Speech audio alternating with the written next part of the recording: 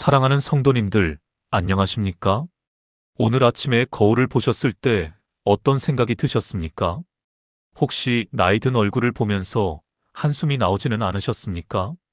자녀들이 바쁘다며 전화도 잘 안 받고 손주들도 할머니 할아버지보다 스마트폰에 더 관심이 많은 것 같고 교회에서도 이제는 봉사할 자리가 점점 줄어드는 것 같아 마음이 허전하신 분들이 계실 것입니다. 요즘 젊은 사람들은 자존감이니 자기 개발이니 하는 말들을 자주 하는데 우리 세대는 그런 것 생각할 겨를도 없이 가족 먹여 살리고 자식 키우느라 정신없이 살아왔지 않습니까? 그런데 이제 나이가 드니까 문득문득 이런 생각이 듭니다. 나는 과연 가치 있는 사람일까? 하나님께서는 이런 나를 정말 사랑하실까? 이런 생각 한 번쯤 해보셨을 것입니다. 그런데 사랑하는 성도님들, 오늘 제가 여러분께 꼭 전하고 싶은 메시지가 있습니다.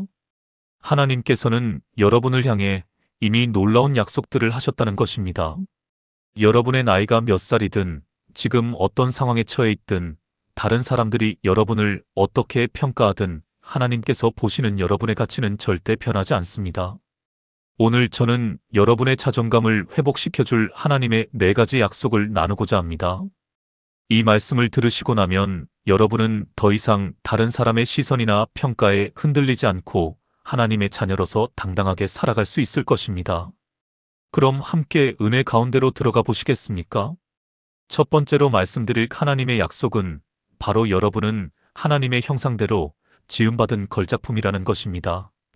요즘 백화점에 가보면 명품 매장들이 있지 않습니까? 수백만 원, 수천만 원짜리 가방이나 시계들이 진열되어 있는데 그것들이 왜 그렇게 비싼지 아십니까? 유명한 디자이너가 만들었기 때문입니다. 똑같은 가죽으로 만든 가방이라도 누가 만들었느냐에 따라 가치가 천지 차이입니다. 그런데 사랑하는 성도님들, 여러분을 만드신 분이 누구십니까?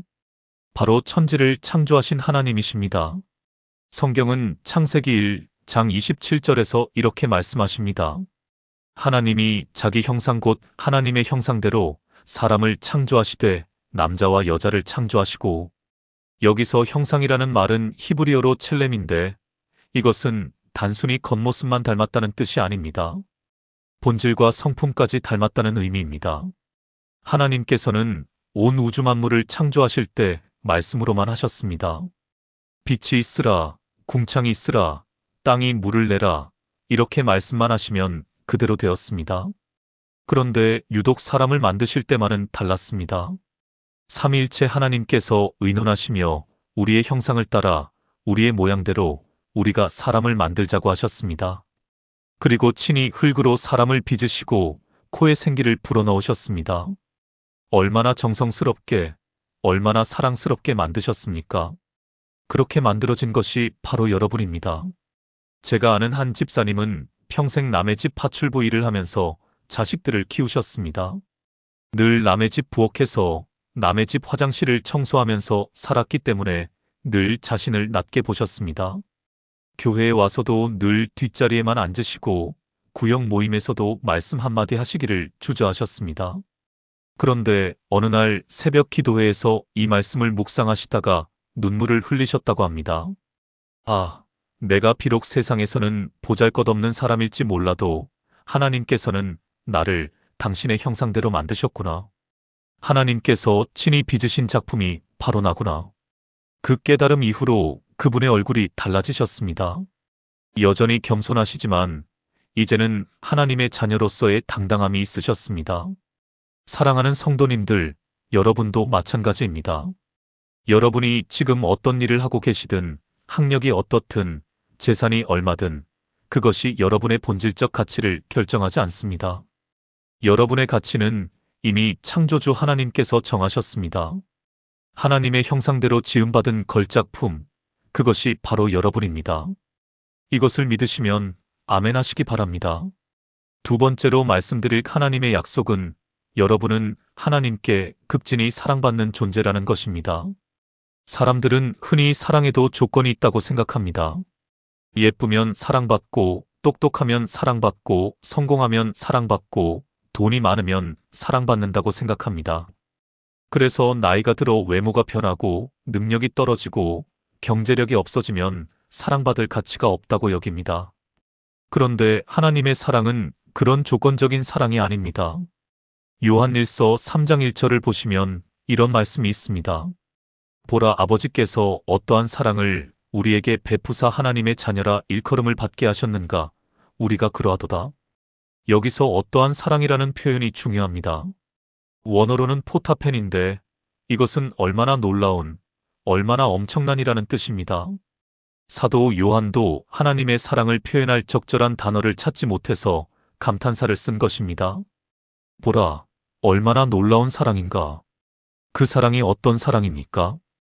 우리를 하나님의 자녀라고 불러주시는 사랑입니다. 예수님께서도 요한복음 3장 16절에서 이렇게 말씀하셨습니다. 하나님이 세상을 이처럼 사랑하사 독생자를 주셨으니 이는 그를 믿는 자마다 멸망하지 않고 영생을 얻게 하려 하심이라. 이처럼이라는 말이 무엇입니까? 독생자까지 내어주실 정도로, 그 정도로 사랑하셨다는 것입니다. 하나님께는 아들이 하나밖에 없으셨습니다. 그 하나밖에 없는 아들을, 가장 사랑하는 아들을 우리를 위해 십자가에 내어주셨습니다. 이것이 하나님의 사랑입니다. 제가 상담했던 한 권사님은 평생 남편에게 인정받지 못하고 사셨습니다. 남편은 늘 권사님을 무시하고 비난했습니다. 공부도 별로 못했다. 요리도 형편없다. 살림도 제대로 못한다고 구박했습니다.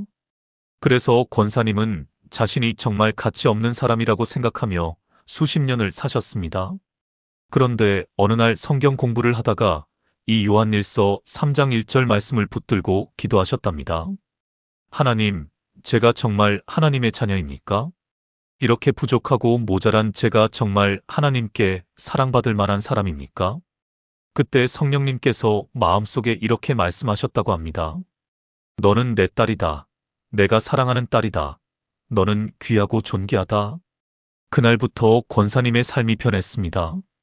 여전히 남편은 변하지 않았지만 권사님은 더 이상 남편의 평가에 흔들리지 않으셨습니다. 왜냐하면 하나님께서 자신을 사랑하신다는 것을 알았기 때문입니다. 사랑하는 성도님들, 이 세상 그 누가 여러분을 무시하고 업신여긴다 해도 상관없습니다. 하나님께서는 여러분을 극진히 사랑하십니다. 독생자까지 내어주실 만큼 사랑하십니다. 여러분이 절든 늙었든 건강하든 아프든 성공했든 실패했든 그 사랑은 변하지 않습니다. 이것을 믿으시면 아멘 하시기 바랍니다.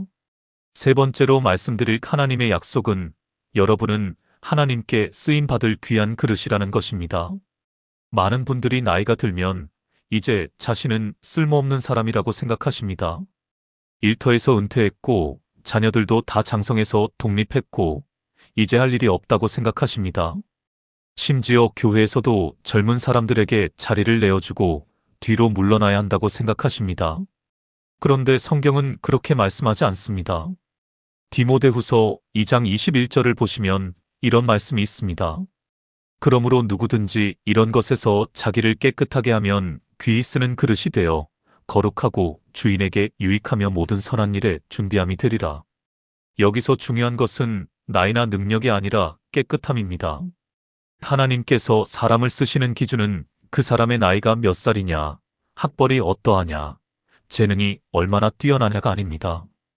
그 사람이 얼마나 하나님 앞에서 정결한가, 얼마나 순수한 마음으로 헌신하는가입니다. 성경을 보십시오. 모세는 80세에 하나님의 부르심을 받았습니다. 세상 기준으로 보면 이미 은퇴하고도 한참 지난 나이입니다. 그런데 하나님께서는 그때부터 모세를 사용하셔서 이스라엘 백성을 애굽에서 구원하셨습니다. 갈렙은 85세에 이렇게 고백했습니다.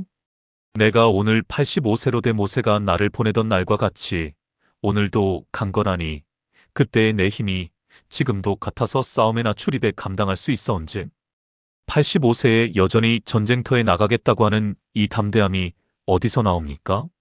하나님께서 자신을 사용하실 것이라는 믿음에서 나온 것입니다. 안나 선지자는 84세까지 성전을 떠나지 않고 주야로 금식하며 기도했고 결국 아기 예수님을 만나는 영광을 얻었습니다. 사랑하는 성도님들, 하나님께서는 여러분을 여전히 사용하기를 원하십니다. 여러분의 기도가 필요합니다. 여러분의 간증이 필요합니다. 여러분의 신앙의 본이 필요합니다. 제가 섬기는 교회에 한 집사님이 계십니다. 70대 후반이신데 늘 이렇게 말씀하십니다. 목사님, 저는 설교도 못하고 찬양 인도도 못하고 악기도 못 다룹니다. 그런데 제가 할 수 있는 게 하나 있습니다. 기도입니다. 그래서 그 집사님은 매일 새벽 4시에 일어나셔서 교회와 목회자와 성도들을 위해 1시간씩 기도하십니다. 교회에 무슨 행사가 있으면 며칠 전부터 금식하며 기도하십니다. 그 기도의 능력이 얼마나 큰지 모릅니다. 어려운 일이 있을 때마다 그 집사님의 기도가 있으면 해결되는 경우가 많습니다. 그분은 자신은 쓸모없다고 생각하실 수도 있지만 하나님께서는 그분을 귀하게 쓰고 계십니다. 여러분도 마찬가지입니다. 여러분이 할 수 있는 일이 반드시 있습니다. 기도할 수 있고, 전화해서 위로할 수 있고, 웃으며 반겨줄 수 있고, 좋은 말로 격려할 수 있습니다. 여러분의 인생 경험이 누군가에게는 큰 지혜가 됩니다. 여러분의 신앙의 연륜이 누군가에게는 큰 본이 됩니다. 하나님께서는 여러분을 귀히 쓰기 원하십니다. 이것을 믿으시면 아멘 하시기 바랍니다.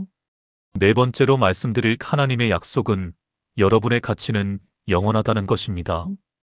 이 세상의 모든 것은 시간이 지나면 가치가 떨어집니다. 새 차를 사면 출고하는 순간부터 중고차가 되고 최신 스마트폰을 사도 1년만 지나면 구형이 됩니다. 사람도 마찬가지로 생각합니다. 젊을 때는 가치가 있지만 나이가 들면 가치가 떨어진다고 생각합니다. 그런데 하나님 안에서 여러분의 가치는 절대 떨어지지 않습니다. 오히려 시간이 갈수록 더 귀해집니다. 고린도후서 4장 16절에서 18절을 보시면 이런 말씀이 있습니다. 그러므로 우리가 낙심하지 아니하노니 우리의 겉사람은 낡아지나 우리의 속사람은 날로 새로워지도다. 우리가 잠시 받는 환난에 경한 것이 지극히 크고 영원한 영광에 중한 것을 우리에게 이루게 함이니 우리가 주목하는 것은 보이는 것이 아니요 보이지 않는 것이니 보이는 것은 잠깐이요 보이지 않는 것은 영원함이라. 얼마나 놀라운 말씀입니까? 겉사람은 낡아집니다. 주름이 생기고 머리가 휘어지고 기력이 약해집니다. 이것은 자연스러운 현상입니다. 그런데 속사람은 날로 새로워집니다. 영적으로는 오히려 더 성숙해지고 더 깊어지고 더 풍성해집니다. 그리고 이 잠깐의 육신의 쇠약함은 지극히 크고 영원한 영광을 이루게 합니다. 여러분이 지금 겪고 있는 육신의 연약함, 세상에서의 무시와 소외, 이 모든 것들이 헛되지 않습니다. 이것들이 오히려 여러분을 더 겸손하게 만들고 더 하나님을 의지하게 만들고 더 천국을 사모하게 만듭니다. 그래서 결국에는 더 큰 영광의 면류관을 받게 됩니다. 시편 92편 12절에서 14절도 이렇게 말씀합니다. 의인은 종려나무같이 번성하며 레바논의 백향목같이 성장하리로다. 여호와의 집에 심겼으며 우리 하나님의 뜰 안에서 번성하리로다. 그들은 늙어도 여전히 결실하며 진액이 풍족하고 빛이 청청하니 늙어도 여전히 결실한다는 이 말씀을 붙드시기 바랍니다. 종려나무는 100년 이상 살면서 계속 열매를 맺습니다. 오히려 나이가 들수록 더 깊이 뿌리를 내리고 더 좋은 열매를 맺습니다. 백향목도 마찬가지입니다. 수백 년을 살면서 점점 더 단단해지고 향기로워집니다. 그래서 성전을 지을 때 가장 귀한 재료로 사용되었습니다. 여러분도 그렇습니다. 나이가 들수록 더 귀한 존재가 됩니다. 세상 사람들의 눈에는 그렇게 보이지 않을 수 있지만 하나님의 눈에는 그렇습니다. 제가 알고 있는 한 권사님은 90세가 넘으셨는데도 여전히 교회에 나오셔서 기도하십니다. 몸이 불편하셔서 휠체어를 타고 오십니다. 어떤 분들은 그렇게까지 하실 필요 없다고 집에서 편히 쉬시라고 말씀하십니다. 그런데 그 권사님은 이렇게 말씀하십니다. 내가 숨 쉬는 날까지 하나님을 예배하고 싶습니다. 내 인생의 마지막 순간까지 하나님께 영광 돌리고 싶습니다. 그 모습이 얼마나 아름답습니까? 젊은 성도들이 그 모습을 보면서 큰 은혜를 받습니다. 저렇게 믿음으로 살아야겠다. 저렇게 끝까지 신앙을 지켜야겠다고 다짐합니다. 그것이 바로 늙어서도 결실하는 것입니다. 사랑하는 성도님들, 여러분의 가치는 영원합니다. 지금 여러분이 몇 살이든 앞으로 몇 년을 더 사시든 여러분은 하나님께 귀한 존재입니다.